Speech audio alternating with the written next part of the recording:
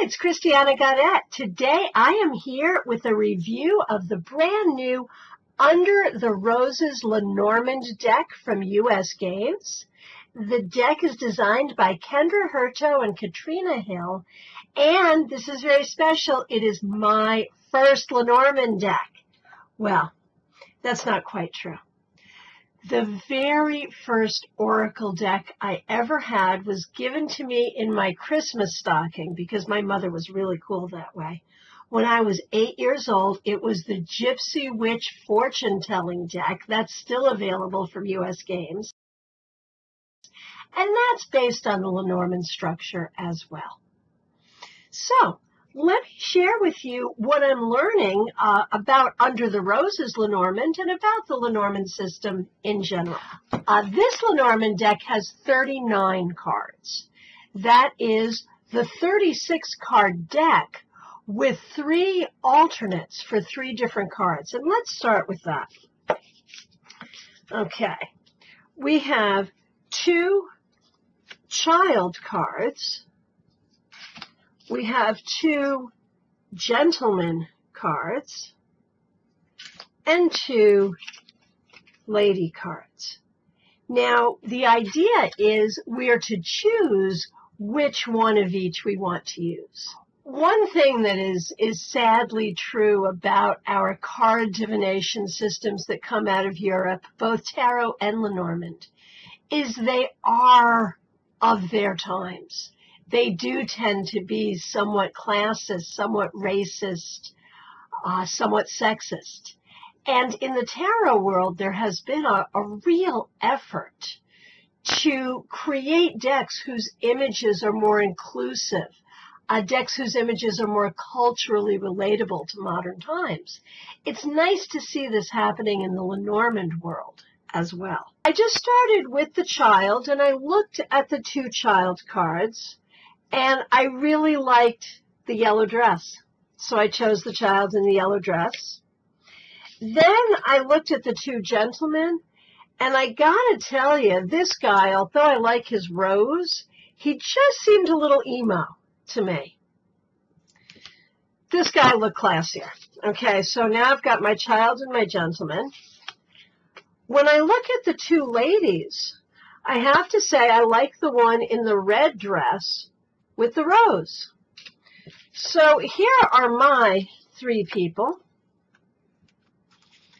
And that actually is starting to look a lot like my family. Now, when we look at some of the other images that I particularly like, I want to show you the dog. I just think the dog is precious. I also like the whip. Now, you'll notice that the cards are colored, they're sort of brown and beige. It gives it an old-fashioned kind of feel that really feels right for Lenormand. The roses show up throughout the deck, and we also see on the back this really nice rose design. Of course, Under the Roses comes from the term sub rosa, things that are done in a secret space. And I really like this idea for cards of divination, the idea that in a sacred, secret space we can be with these cards to learn secrets that we didn't know before. Now, one thing that I think is really amazing about this deck is the little white book. Now, obviously, when you have small cards, your little white book is going to be small too. This tiny little book has 55 pages, and there is so much information in this. I will read more than the little white book, but I have to tell you, this tiny little book got me off to a good start, learning about different traditions associated with Lenormand, and learning how to use the cards. They start, let me see if I can get this so you can see it. There we go. They start with a 2-card combo. Now, I haven't gotten this far in the book yet, but the book takes us to larger spreads all the way up to a traditional grand tableau. I especially like that there are key words. I'm not even sure if you can see them. There we go.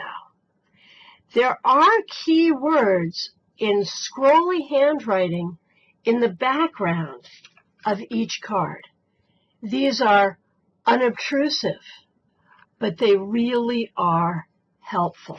Let's try a sample 2-card reading.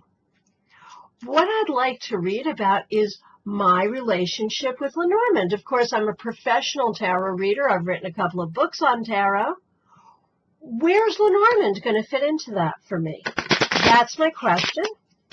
And so the first card will be the significator, and that is the tree. Now, let's look in the little white book and see what we see about card 5, the tree. Life, health, body, grounded mind, reflection, spiritual beliefs, earth, legacy, time, sacrifices, recovery, relative, growth, environment, nature, spirit, personal growth. That's a lot of keywords. The reason there are so many keywords is explained in the book. Apparently, there are a few different traditions or schools of thought around keywords. Hurto and Hill chose to put many of those keywords in the book so we can see how they work together. We can choose the keywords that we like. Now, one of the things we're asked to do in the book is to figure out 1, 2, or 3 keywords that we'll associate with each card. I haven't done that yet, but when I look at the tree to represent me as a diviner, me as a card reader, the tree makes sense in its spirituality, but also in its groundedness. The tree also makes sense in that I am always growing. Because I am lucky enough to have a career that is also my path of spiritual growth, it works together. So the tree makes a lot of sense. It really resonates for me. So now the next card, ooh, the garden. So let's see what we have to say about card 20, the garden. Public groups, crowds, gatherings, parties, pleasant socialization, support systems, audiences, events, meetings, internet, media, creativity, growth, social gatherings, or networking. Okay, a couple of things. I've been hanging out in Lenormand groups online to learn about it. So now I'll probably come out a little bit more in that way. But this suggests that if I wanted to add Lenormand into my professional reading practice, my teaching practice, there's a space for it. That working with Lenormand will help me grow personally, but will also help me grow as a reader. And that's what I got from those cards. So how terrific is that? And if you've never done a reading before, how easy was that? I know I'm going to have a lot of fun learning Lenormand, and I know that no matter how many Lenormand decks I acquire, Under the Roses Lenormand will always be one of my favorites.